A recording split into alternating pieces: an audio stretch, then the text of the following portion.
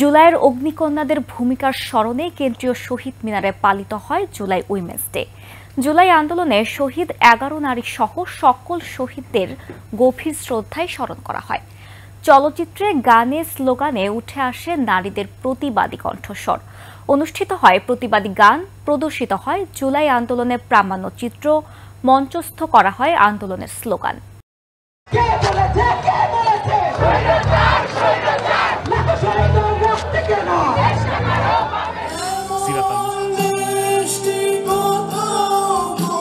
জুলাই গণ অভ্যুত্থানের স্মৃতি পুনর্জাগরণ করতে গেলে প্রথমেই উঠে আসে নারীদের সাহসী ভূমিকা।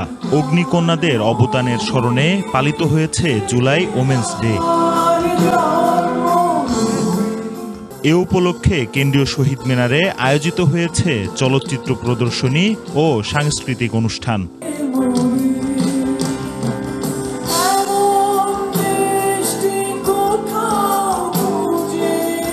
অনুষ্ঠানে ড্রোনের মাধ্যমে গণ অভ্যুত্থানে নারীদের বিভিন্ন সময়ের আন্দোলনের প্রতিকৃতি ফুটিয়ে তোলা হয়েছে।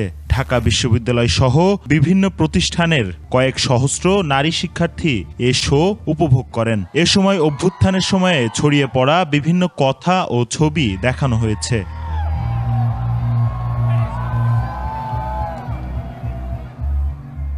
এ সময় সাংস্কৃতিক উপদেষ্টা মোস্তফা সরোয়ার ফারুকী বলেন, বাংলাদেশের নারীদের দমানো সম্ভব নয়, যার প্রমাণ জুলাই আন্দোলন।